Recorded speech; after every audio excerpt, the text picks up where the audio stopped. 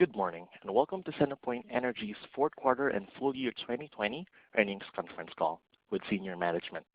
During the company's prepared remarks, all participants will be in a listen-only mode.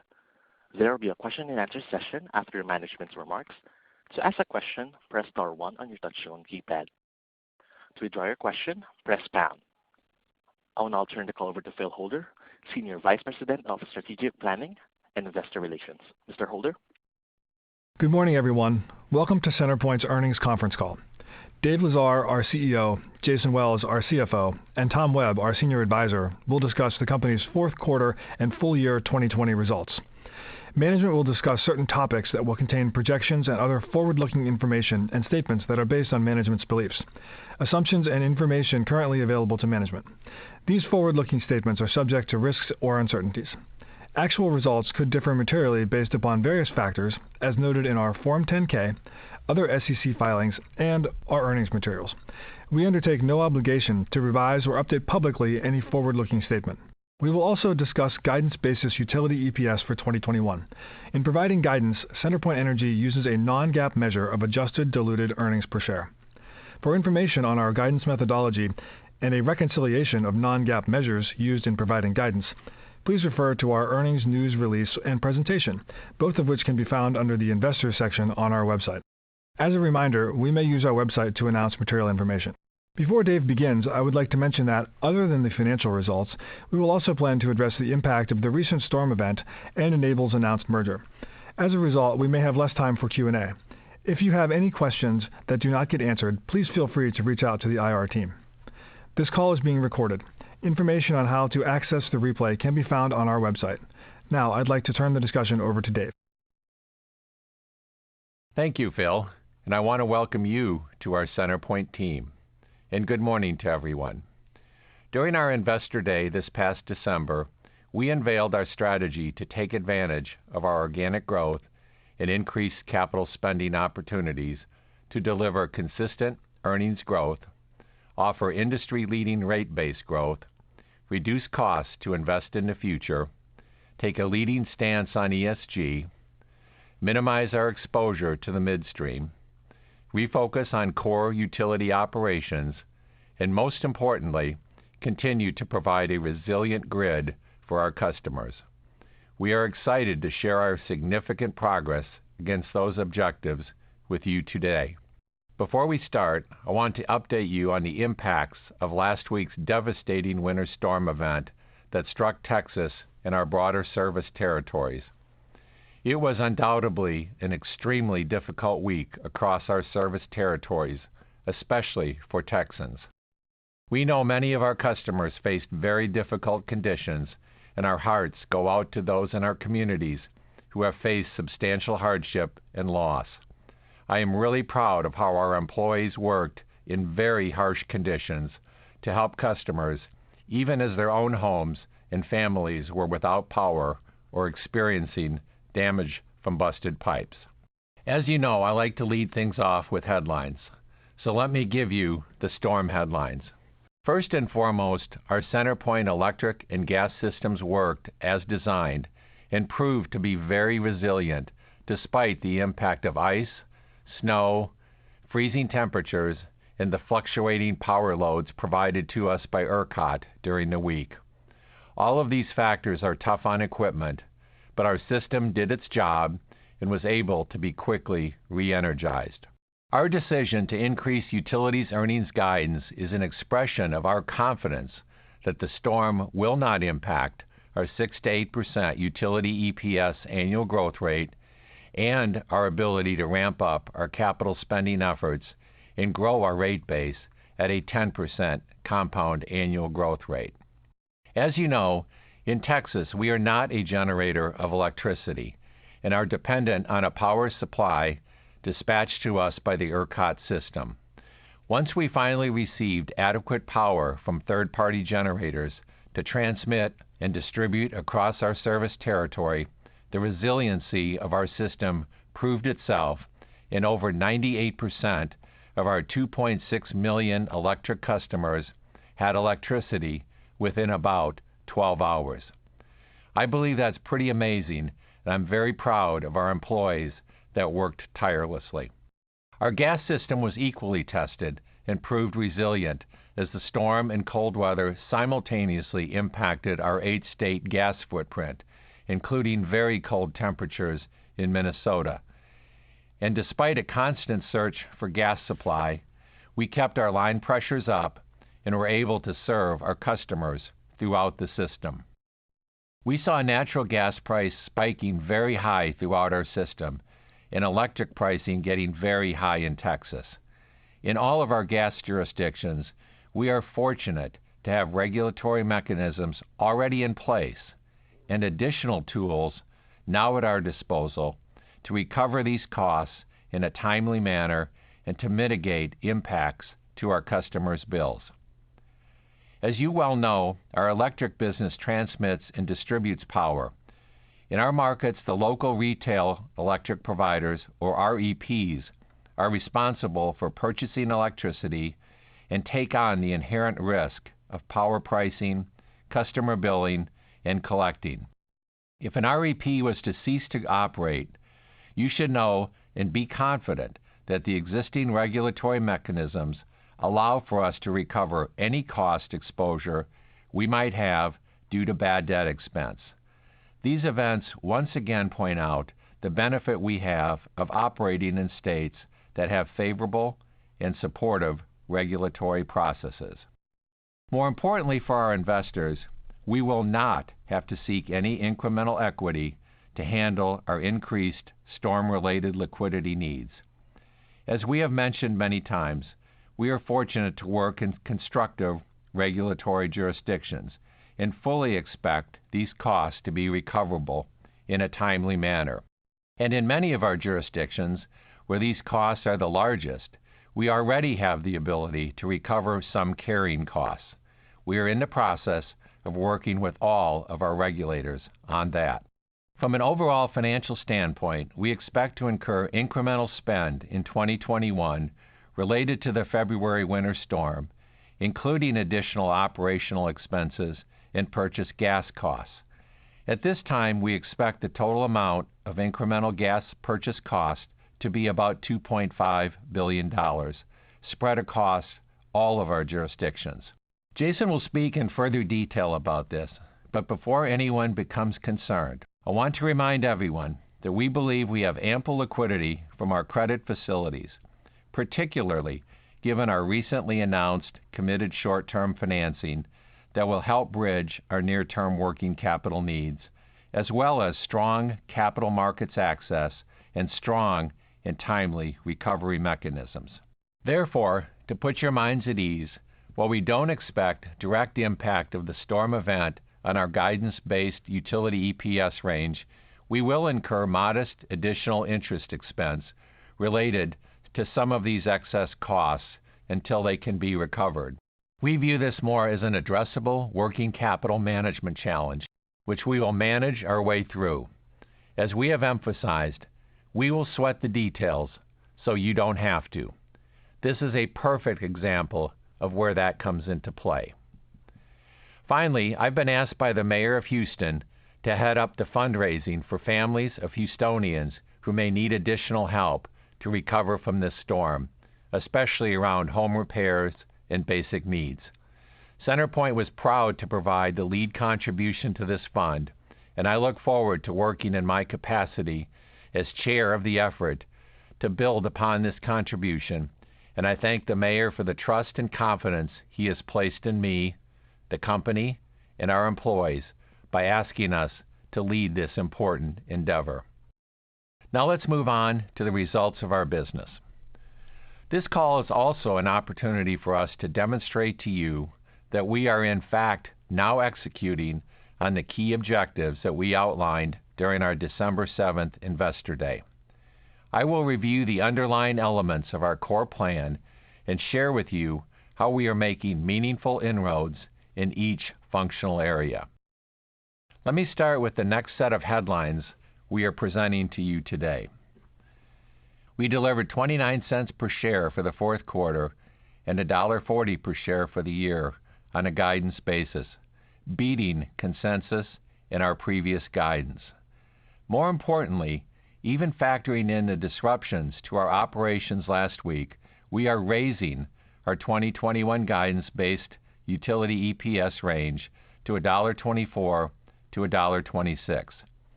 This will now be the new and higher baseline for our future 6 to 8% guidance growth target.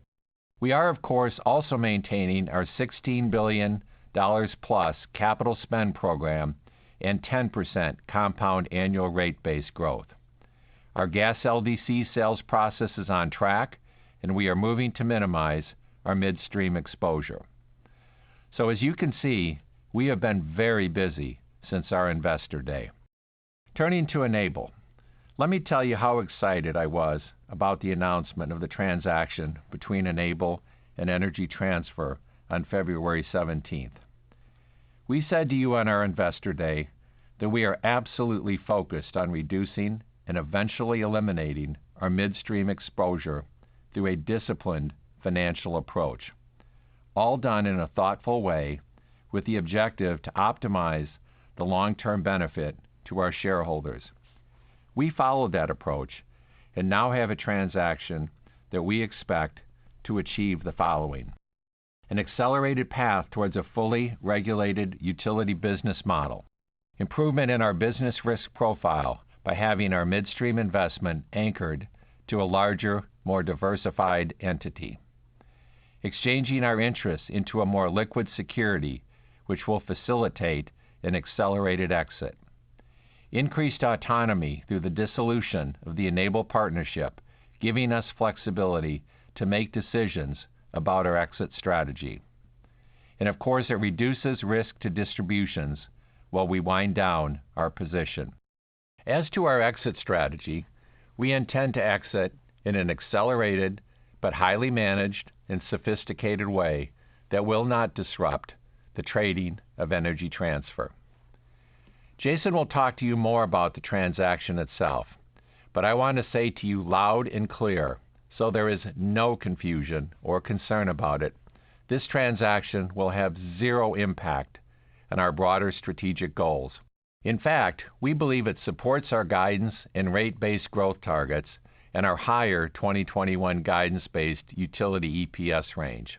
As I stated previously, we will continue to expect no additional equity issuance in 2021 beyond the DRIP process we described in our Investor Day.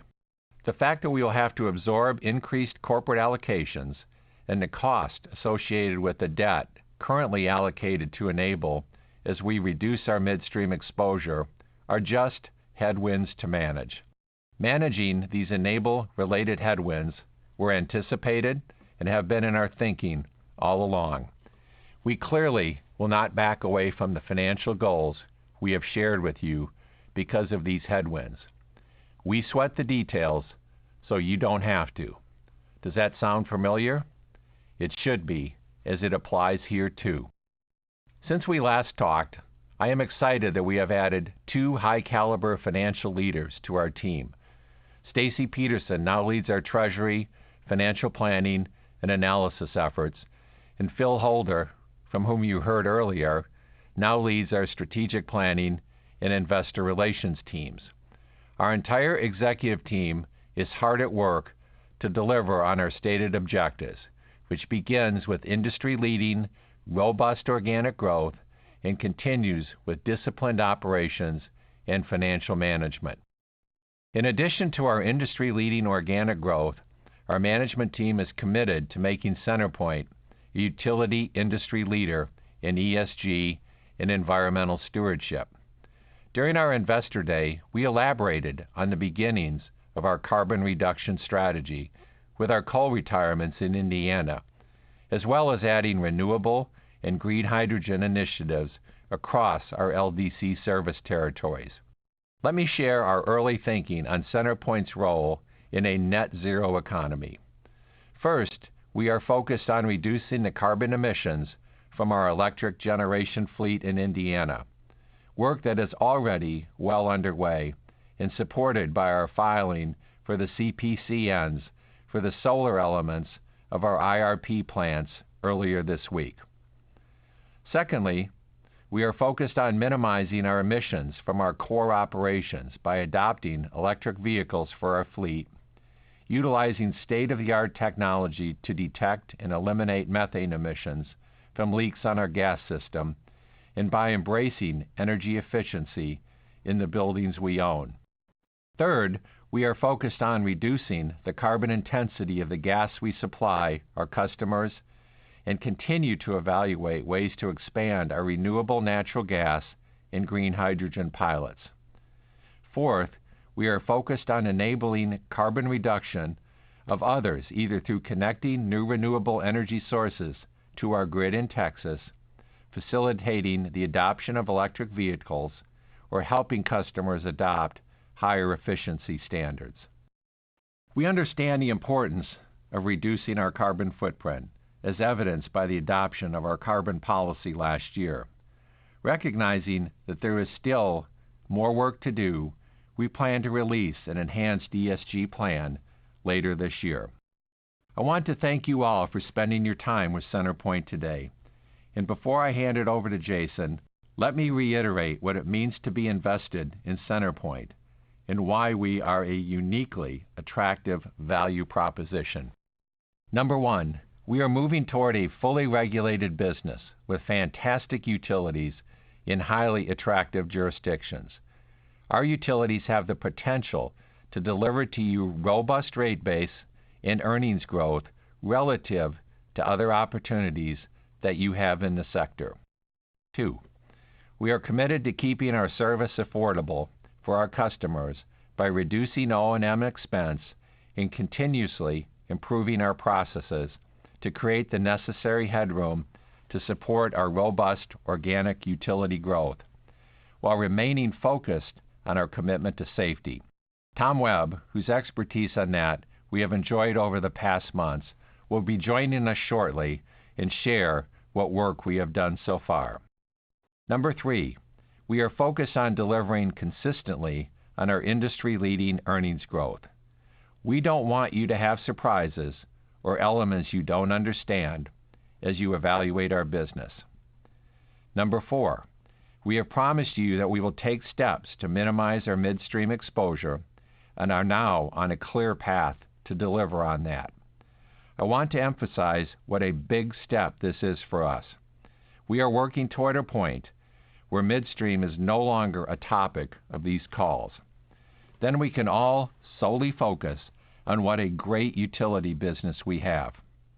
Trust that we will continue to work on that. Number 5, we are proactively working to strengthen our relationship with our regulators. We are committed to doing right by our customers so that our regulators can rest easy. I have personally visited most of our regulators during my short tenure as CEO and plan to engage with all of them on a regular basis. We are privileged to serve under some of the most constructive regulatory authorities in the country, and we are working tirelessly to maintain those relationships. Number 6, we are committed to balance sheet efficiency and high credit quality. We will continue to work to recycle capital efficiently, as we are doing with our gas LDC sales, to further support our organic growth from a credit and financial perspective. We are working to simplify our balance sheet and continue to improve our credit profile over time. Just recently, S&P and Fitch's decision to remove CenterPoint from negative watch confirmed that we are headed down the right path, and we are not going to stop there. Now I'm going to turn the call over to Jason so he can talk to you about our financial results and provide more detail on what I have outlined. I will be back at the end to share my closing comments and to answer your questions. Jason? Thank you, Dave, and thank you to all of you for joining us this morning for our fourth quarter earnings call. As Dave pointed out, we shared many goals with you on our Investor Day, and our team here is laser focused on delivering on them despite what is thrown our way. The winter storm this past week challenged the communities we have the privilege to serve in extraordinary ways. Our thoughts remain with our customers as they recover from the impact of this storm. But I want to add, I too am proud of how our teams responded to the call for action. the resiliency of our gas and electric systems during the storm, and our ability to continue to deliver on our commitments to you, our shareholders, during these extraordinary events. Let me get started with our key takeaways from today's call, starting on slide 3. First, we are pleased to report that for both the fourth quarter and the full year results for 2020, we beat both consensus and our most recent guidance. Given our ability to also pull forward some additional work into 2020, we have the confidence in increasing our guidance basis utility EPS range for 2021 to $1.24 to $1.26. This will be the basis for our consistent 6% to 8% guidance basis utility EPS growth year after year, like we've committed to you. Second, we have recently shared that Enable has entered into a merger agreement with Energy Transfer that would result in Energy Transfer acquiring Enable upon the closing of the transaction, including all of CenterPoint's interest in Enable. That's a big step towards CenterPoint's promise to minimize our midstream exposure, and I will talk more about this in a little bit. Third, we have shared our $16 billion plus CapEx plan and our industry-leading rate-based compound annual growth rate target of 10%. Now that we are in 2021, we have already started to execute on that growth and remain confident in our ability to complete the work efficiently this year. Fourth, as Dave has touched on, both he and I are taking a hard look at our ESG effort. We have multiple work streams underway in 2021 as it relates to transitioning our generation fleet in Indiana to be greener and cleaner, beginning with a filing for the CPCNs for our solar generation component of our IRP this week. We are also looking at expanding our renewable natural gas and green hydrogen pilots to offset the carbon intensity of our gas system. These things are already underway today. We plan to do more, and we plan to deliver an improved ESG-focused strategy in the coming months. Last but not least, we will give you an update regarding our gas LDC sale process. Looking back at 2020, we had a strong financial performance across our utilities during the quarter and on a full year guidance basis, despite many of the challenges 2020 presented. This only goes to show how fortunate we are that we operate in such high growth, constructive regulatory jurisdictions. As shown on slide 4, for the quarter, our diluted earnings per share was 27 cents. Guidance basis EPS was 29 cents, a good margin above analyst estimates. We delivered 22 cents of guidance basis utility EPS for the quarter. Full year 2020 guidance basis utility EPS comes in at $1.17 per share. We ended the year with $1.40 of guidance basis consolidated EPS versus a loss of $1.79 per share on a GAAP basis, primarily due to midstream-related impairments recorded earlier in the year. Looking at slide 5, you can see our primary drivers for the fourth quarter and year-end results. The notable drivers are net customer growth and rate relief, as well as disciplined O&M management. The unfavorable impact was largely driven by share dilution due to the large equity issuance back in May 2020. Before we take a look at 2021, I want to cover our recent announcement with respect to our investment in Enable. Turning to slide 6, I want to emphasize that the announced merger between Energy Transfer and Enable now puts us firmly on a path to deliver on our promise to minimize our exposure to midstream. What's better is that through this transaction, we will reduce the risk of our future distributions and improve our business risk profile due to Energy Transfer's scale and desirable portfolio of long-term take-or-pay contracts. Once we terminate our partnership agreement with OG&E upon consummation of the transaction, we will also gain increased autonomy to exit our midstream investment with better economics and at a faster pace given the enhanced liquidity. We want to be thoughtful on how best to maximize the value of our interest in Energy Transfer, so we're not providing a time frame for exiting our exposure to midstream. But as Dave has mentioned, we will continue to use a disciplined approach, and we will move at a pace that we believe our shareholders will appreciate. Going forward, we are moving towards having almost 100% of our earnings come from our regulated businesses, and we continue to feel confident in our ability to maintain our 6% to 8% guidance basis utility EPS growth target and the 10% rate-based growth target we've shared before. Now it's time to look forward to 2021. We continue to see 2021 as a transition year as we move to a more fully regulated utility. Accordingly, we will continue to provide guidance for and focus on our utility segment to provide clarity around the long-term earnings power of the company. The main value drivers remain our impressive customer growth, our enhanced capital investment plan, and the hard work we're putting into build around that O&M discipline. With those three things, we believe our plan can weather the ups and downs as we've illustrated with our 2020 results.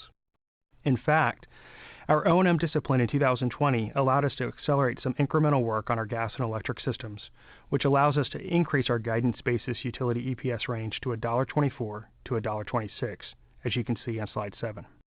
Due to the fact that Enable has suspended initiating earnings guidance, as well as the announced transaction between Enable and Energy Transfer, we are not in a position to provide guidance for the midstream segment at this time. As a reminder, for the midstream segment, we will continue to record our share of Enable's earnings, as well as the basis difference accretion, earnings from the Enable preferred distributions net of the associated amount of debt, interest on the midstream note, and an allocation of corporate overhead based on midstream's relative earnings contribution until the transaction closes. The transaction will be accounted for as a gain on sale of our investment in Enable, and our investment in Energy Transfer will be recorded at fair value, resulting in a net gain on the sale. Upon closing of the Enable transaction with Energy Transfer, our investment in Energy Transfer common units will be accounted for at fair value going forward. Once we achieve more clarity following a transaction close, we will establish guidance for the midstream segment based on the distributions from our Energy Transfer investments and the debt and corporate allocations previously described as a component of our midstream investment. We will exclude mark-to-market gains or losses recorded for the Energy Transfer investments, similar to the way that we treat our ZENS investments today. To give you a sense of what we're looking at on a GAAP versus guidance basis for 2021 EPS, I want to highlight some of the big adjustments related to the execution of our strategic plan this year. First, upon consummation of the transaction between Enable and Energy Transfer, we anticipate recording a large one-time gain net of transaction costs on the exchange of our Enable common units for Energy Transfer common units as we recognize the investment at fair value, eliminating the basis differential we previously recorded. Second, we anticipate recording a large one-time gain on the sale of our gas LDC businesses. Again, this gain will include the costs of the transaction. Finally, in January 2021, we recorded a $26 million loss on the early redemption of $250 million of 3.85% senior notes maturing in 2024. The redemption is consistent with our liability management goals. These are big steps we are taking in this transition year to reposition CenterPoint as a premium regulated utility. We will also continue to exclude from our guidance basis results mark-to-market gains or losses on ZENS and Energy Transfer securities, as well as costs to achieve the integration of Vectren. Before I go through our financing plan for the year, I want to briefly touch upon the impacts of the recent winter storm on our financials. And like Dave, I want to express my personal sympathy for those affected. When we think about liquidity and credit metrics near term, we have to address the recent 2021 February storm event that affected customers in many jurisdictions, especially here in Texas. There is no denying that the tightening in the natural gas market led to a surge in gas prices for our gas LDCs during those few days. Let me be clear, though. We believe these costs to be fully recoverable for CenterPoint. Turning to slide 8, at this time there is about $2.5 billion of total incremental gas purchasing costs that we incurred last week.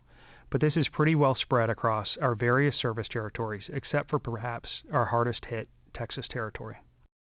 We are already in touch with regulators and are working on a path towards timely recovery of these costs, but also understanding that we need to be sensitive to the burdens our customers are incurring during these difficult times. Recently, the Texas Railroad Commission issued an order allowing utilities to record any extraordinary expenses related to the winter storm event as a regulatory asset and confirming that we may seek future recovery of these extraordinary costs. Following that order, we are already in conversations to explore recovery options with the Texas Railroad Commission and regulators in other impacted jurisdictions. We are confident in our actions as we fulfilled our duty to serve, and our strong regulatory relationships will be highlighted here. From a balance sheet and liquidity perspective, we just received an additional $1.7 billion of short-term financing commitments. This, along with our strong balance sheet, provides a sufficient level of liquidity to support an anticipated increase in our near-term working capital needs due to the February storm event. We expect cost recovery to begin in the third quarter of 2021, following the normal recovery timelines, and only a very modest impact to interest expense as a number of our jurisdictions provide for recovery of the financing costs associated with unrecoverable balances. Moving on to our financing plan on slide 9. We remain disciplined on the balance sheet and in addressing our near-term maturities. Earlier this month, we completed a refinancing of our revolving credit facilities and extended the maturity to February 2024. In addition, we have some near-term 2021 maturities at CE and at the parent that we will actively address over the coming months. Our liquidity remains strong with liquidity of $2.1 billion as of February 22nd and before our recently received commitments on an additional short-term financing of $1.7 billion. We continue to engage with our rating agencies and discuss the key credit-enhancing actions taken in 2020 and our progress on strategic initiatives such as our recent announcement with our Enable investment. With the announcement of the pending merger between Enable and Energy Transfer, Fitch and S&P have acknowledged our improved business risk profile by revising CenterPoint's credit outlook from negative to stable. Fitch also upgraded the rating at CERT from BBB+ to A-. As it relates to equity, we've already shared with you our plan, and we plan on sticking to it. Only a small DRIP program here in 2021, and introduction of a modest annual ATM program in 2022. No large block equity is needed. Before I conclude, let me provide a brief update regarding the potential sale of our two gas LDC businesses in Arkansas and Oklahoma. We continue to be very pleased with the robust level of interest we've received and are even more confident that this is an efficient way for us to recycle capital and invest in our growth-accretive utility businesses. We expect to have a transition to announce in early second quarter of this year and complete the transaction by the end of the year. We don't anticipate that the recent winter storm-related events will impact our sale process. The regulatory mechanisms in Arkansas and Oklahoma are strong, and if anything, this event should further highlight the value of these utilities. These are the updates. Dave and I believe in the importance of the regular cadence we have with you, and we will continue to share our progress. We know we have a lot more to show you as we move through 2021, and I have every confidence in our team here at CenterPoint that we will deliver on all of our promises. Now, both Dave and I touched on our commitment to reducing O&M expense while maintaining our focus on safety. As many of you know, this is an area about which Tom Webb is very passionate and in which he is certainly an expert. Tom has been working very closely with our continuous improvement team. So let me turn this over to Tom so he can share with you the work that we have done. I'll be back with you at the end of the call and look forward to answering your questions. Tom? Thank you, Jason. And thank you to all our coworkers who rose to the occasion to help our customers last week. Please let me share an example of what operational excellence can do. As shown on the right of slide 10, 2020 provided an early example of our commitment to our customers. Our guidance basis utility EPS outlook was challenged by COVID, weather conditions, unanticipated share dilution, and more. It's all shown in red. With a no excuses commitment in the second half, management embarked on actions to right the ship, meet our guidance. However, coupled with better than anticipated economic recovery and good cost reduction performance, we were going to surpass our EPS guidance. This permitted us to put more resources to work back for our customers, our reason for being. Not many companies do this. We sweat the details to maximize resources for our customers and for you, our investors. This management team, together with empowered, talented employees, are executing on a tremendous opportunity to make substantial capital investment for customers. In my opinion, it will result in one of the highest rate-based growth clips in the industry. With top-tier organic growth and sector-leading cost reductions, a good portion of this investment will be funded for our customers. But do you believe our cost reductions, our net reductions, are real? I do. Take a look at slide 11. In December, we showed you this slide highlighting our 5-year plan, including O&M cost reductions of 1% to 2% a year, $110 million over the next 5 years. We've added a column to show 2021 compared with 2020. It's highlighted in green. We plan a fast start with O&M costs down $44 million or about 3%. Some of this is already on cruise control. For example, what we call attrition is simply anticipated turnover of about 150 people retirements with one-for-one replacements with savings of about $25,000 each or $4 million in total. And this assumes that everyone will be replaced. How about enhanced capitalization, merely replacing O&M expenses with smart capital investment where it's appropriate? This reduces costs to our customers, moving from immediate expensing to capital recovery over time. There's no magic here. And further, because we were ahead of plan in 2020, we maximized resources for our customers, pulling work ahead from 2021 into 2020. No magic here either. Importantly, our continuous improvement work is ramping up during 2021. Even in this ramp-up year, we expect savings of about $15 million. Please don't misunderstand or underestimate the value of continuous improvement. It provides the basics, the building blocks of a safe, reliable, affordable, clean, and resilient systems. It's process-driven rather than people-dependent. I suspect, however, you're thinking if we can reduce costs by 3% in 2021, why can't we do it every year? Especially since we have big savings ahead as we seek to convert from coal to gas to renewables in a couple of years. Clearly, there's a lot of work to do. The team here is capable. The team here is committed to no excuses performance. We're committed to continuous improvement, process improvement that accelerates safety, reliability, quality, delivery, waste elimination, and morale.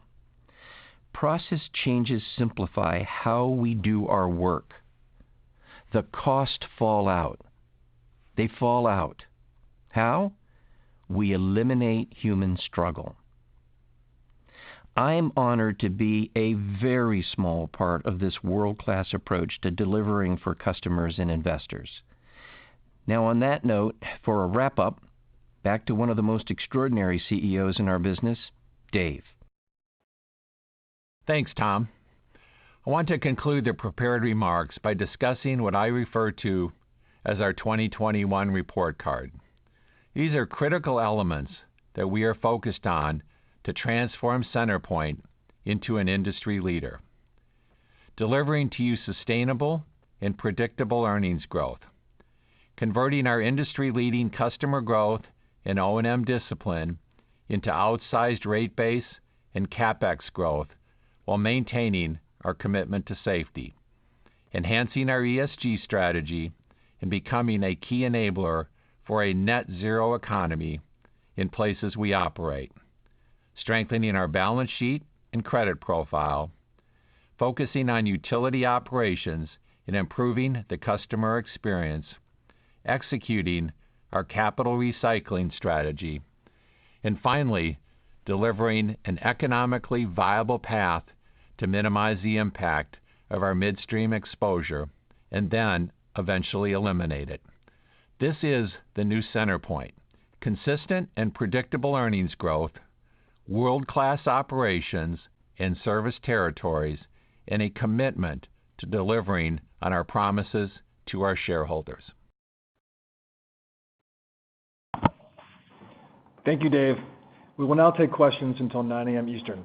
If your question is not answered, please reach out to the IR team and we would be happy to schedule a time with you to discuss any follow-ups you may have. Thank you. At this time, we will begin taking questions. If you wish to ask a question, please press star 1. Again, that is star 1 on your touchtone keypad. To withdraw the question, press pound. The company requests that when asking a question, callers pick up their telephone handsets. Thank you. Our first question is from Shar Pourreza from Guggenheim Partners. Your line's now open. Hey, good morning, guys. Morning. Morning. Just two quick topics here. First, it sounds like you guys have a really good handle on the storms. As it kind of relates to policy decisions in Austin, are there sort of any potential opportunities for CenterPoint as we think about the plan as presented this morning? And just remind us, is there sort of any impact to CenterPoint if ERCOT, large retailers, or generators run into sort of financial difficulties? Yeah, well, appreciate it. Let me take maybe the first part of your question. Jason can take the second part. As you can imagine, there's a lot of dialogue going on in Austin, even as we speak here. The legislature is in session, so everyone in the political sphere is in Austin at this point in time. But I guess as I look back at it from a CenterPoint standpoint, obviously, our number one goal is to serve our customers to the best way we can. If you think about last week, clearly for us, more control over some of our assets in our grid would have been a positive.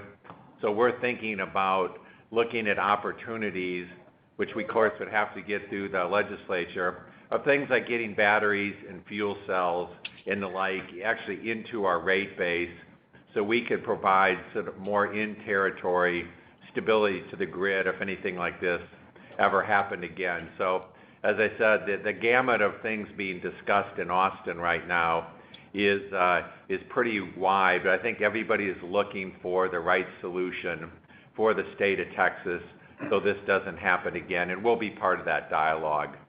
Jason, you want to handle the second part of the question? Sure. Thanks, David. Good morning, Char. Morning. I really think that there's a low risk event of any financial impact associated with any financial challenges with the generators or retail energy providers.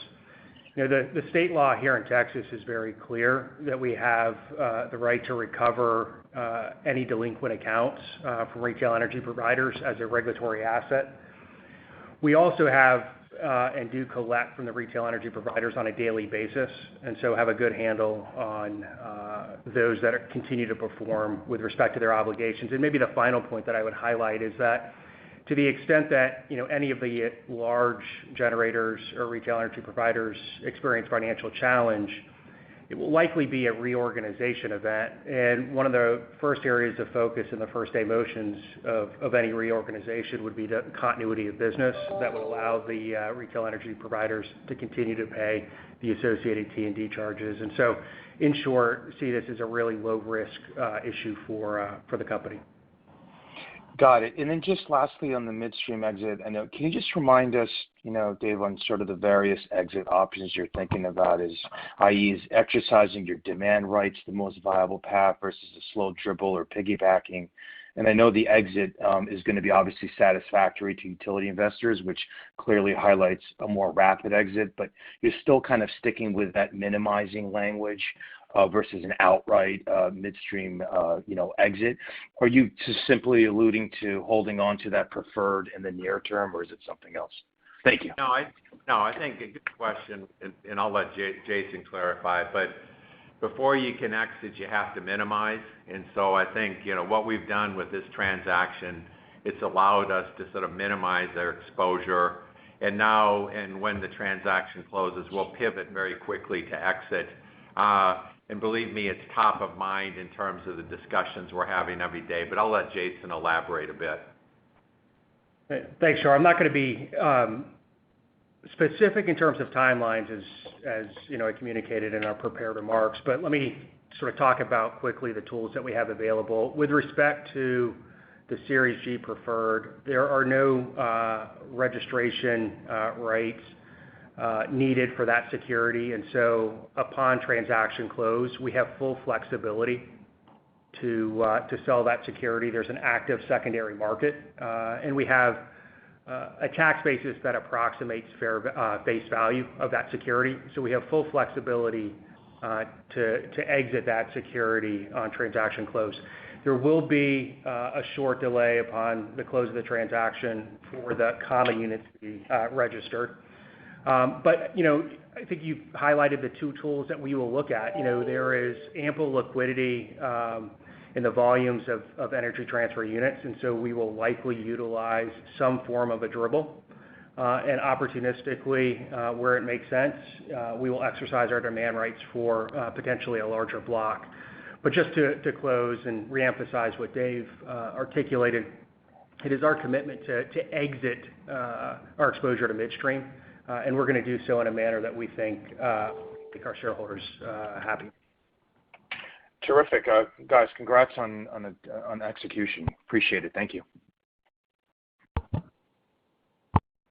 Our next question comes from the line of Insoo Kim from Goldman Sachs. Your line is now open. Thank you. My first question is back to the Texas weather event. First, I just wanted to confirm your comments that the guidance for 2021 does include whatever drag is associated with the financing to cover the cost immediately. And then just related to that, when we think about your thoughts on the recovery and the recovery period over the various jurisdictions, does your analysis show a path that achieves the right balance between the potential impact to customer bills and your ability to continue to make the investments that to hit your growth rate? Yeah, let me answer the first one. I'll let Jason answer the second one. Seems like we have a routine working here, but absolutely the guidance we have out there does include the drag of the storm. As I said in my prepared remarks, there'll be some extra interest pressure on there, but I view that as a headwind to manage. We have a very talented financial team here at CenterPoint, and we've got some buttons to push and levers to pull, and we're going to do that, and we already are doing that, and so we'll have zero impact on the guidance that we've given. Let me also amplify Dave's remarks on that point. Several of the jurisdictions that we operate in allow us to recover the carrying costs, so that does help sort of minimize any drag from the incremental debt. But I think you touched upon an issue that obviously we are working with regulators, policymakers on, and that's balancing the financial health of the utilities with the impact of collecting this on customer bills. I think we've seen some very strong signals come out of the various jurisdictions we have the privilege to operate in. As I highlighted, the Texas Railroad Commission made it clear that these are recoverable costs, and so I think what we are all doing, and I use that term sort of broadly because this is not a CenterPoint issue, but a gas LDC issue, is we're working to find and strike that right balance of short-term recovery of these costs while not unnecessarily burdening the impact of customer bills. More work needs to be done. Hearings are underway this week, but I am confident we will strike that right balance here. Understood. And my only other question is, for 2021 guidance and the assumptions that are embedded in it, it seems like there's nothing major related to any COVID-related items. Is that correct? That's correct. As we articulated towards the end of last year, it's our responsibility to manage the ups and downs, the headwinds and tailwinds of this business. COVID remains a small headwind, but we have every confidence that we have the tools to manage through it. And one of the other things that I would just continue to emphasize is I think we are also fortunate to serve in communities of high growth, and so we continue to see residential growth that offsets some of the reduction in electricity consumption from the commercial segment of our business. And so in short, we have full confidence in our ability to manage whatever remaining COVID headwind exists. Got it. Thank you so much. Our next question is from Julien Dumoulin-Smith from Bank of America. Your line is now open. Hey, congratulations, team.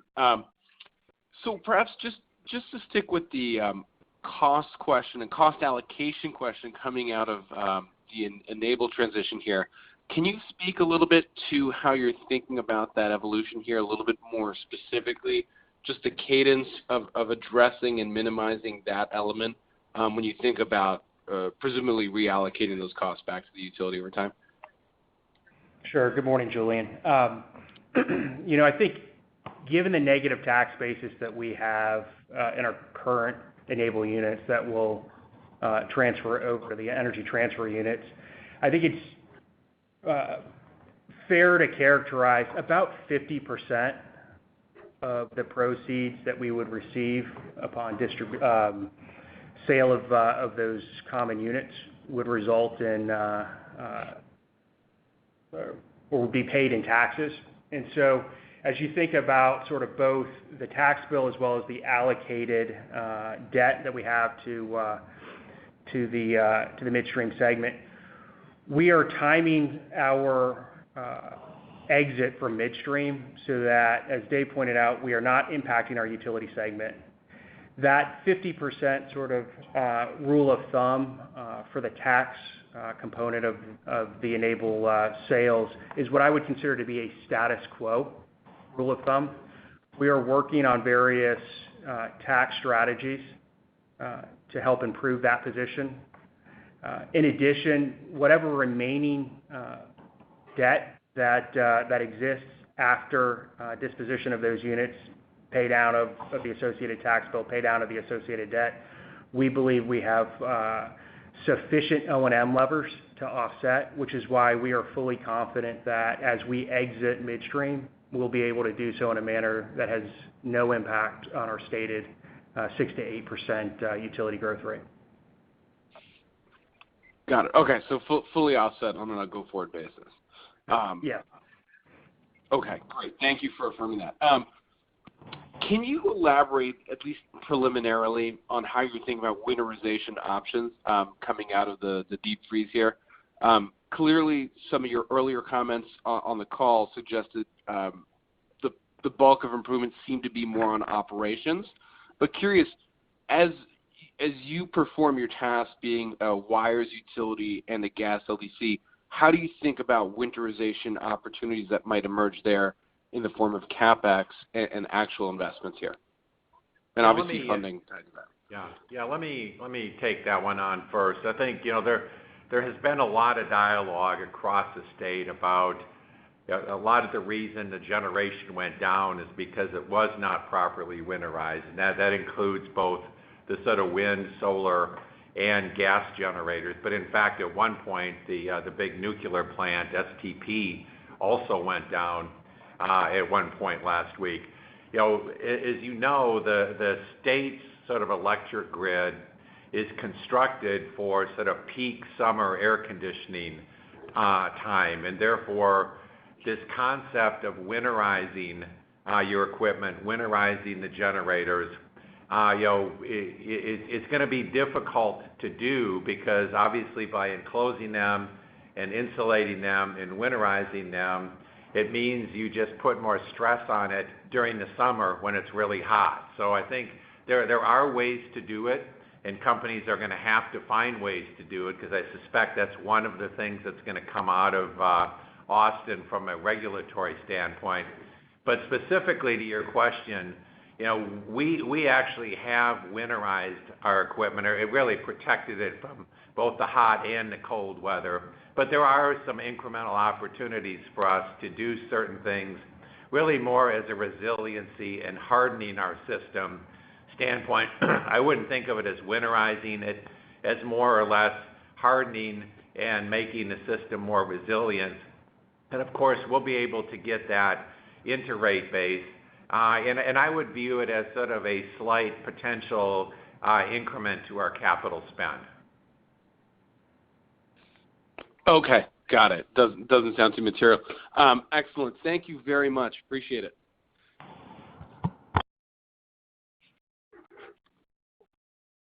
Our next question is from Steve Fleishman from Wolfe Research. The line is now open. Thank you.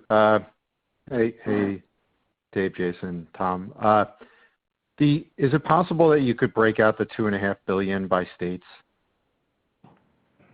Sure, I'll give you the three top states. Kind of in Texas, we have about $1.25 billion of incremental costs. In Minnesota, about $500 million. And in Arkansas, we've got about $350 million, and then the rest is spread fairly evenly across the other jurisdictions. Okay.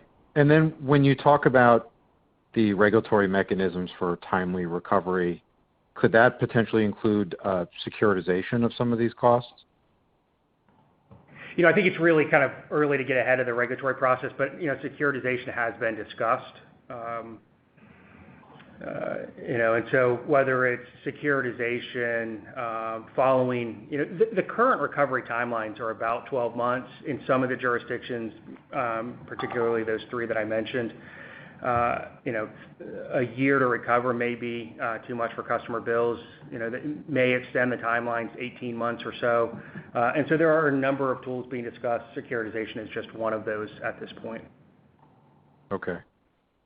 And then I guess maybe a question for Dave. So just for the layman person, it might be hard to kind of separate CenterPoint as the utility versus the generators or ERCOT or others. So it's encouraging to see that the mayor made you the head of this fundraising campaign. But just could you give a sense of just did the political leadership and others kind of know how you fit into the system here and are how much political heat are you getting or they kind of get this?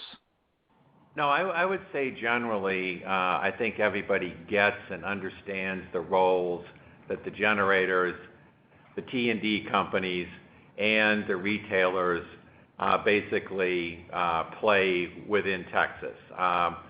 We were very aggressive in our communication last week, putting out sometimes always one and sometimes two press releases every day, trying to inform people about what the state of play was. Clearly, statewide, there was a lot of frustration. As you can imagine, there is finger pointing going on. But I would say that we did a pretty good job getting out in front of the story, and really, essentially, what we told our customers is, listen, when we get electricity, we will begin to restore it. Our system is resilient, which it proved to be. We got power back into the homes of our customers very, very quickly after we got it. And the reality is that this was a sort of a system-wide failure across the state, as has well been written. And so, as I said earlier, there will be something that comes out of Austin on this, but I think people have done a good job understanding our role in it. That doesn't mean that ultimately some fingers don't get pointed here and there. We'll just have to address those as they come at us. Okay. And then finally, I know in the past you and the other utilities have proposed adding batteries on the utility grid. And I'm not sure that would have helped here or not, but is that something that could come up as a potential thing in the legislative session?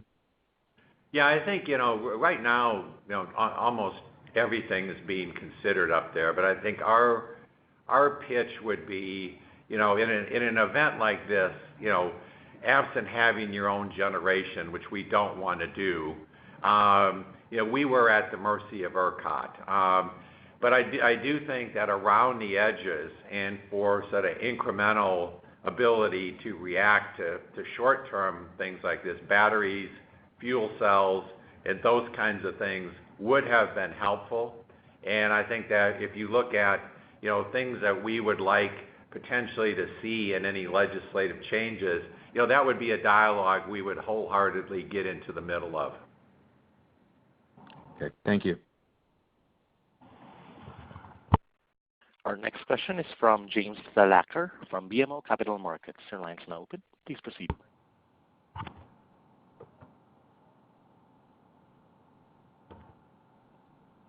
You may be on mute.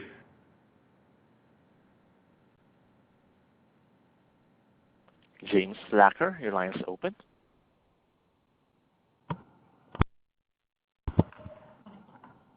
Okay, thanks, Jim. Why don't we do one more and we'll wrap up? Thank you. Our last question is from Sophie Karp from KeyBanc Capital Markets. Hi, good morning. Thank you for taking my question.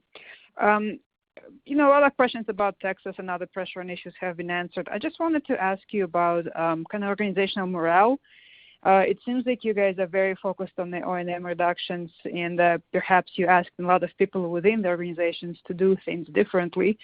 And I was just kind of wondering if you could comment on the overall morale within the organization and how much of a buy-in is there from employees on all levels and how you're handling this. Thank you.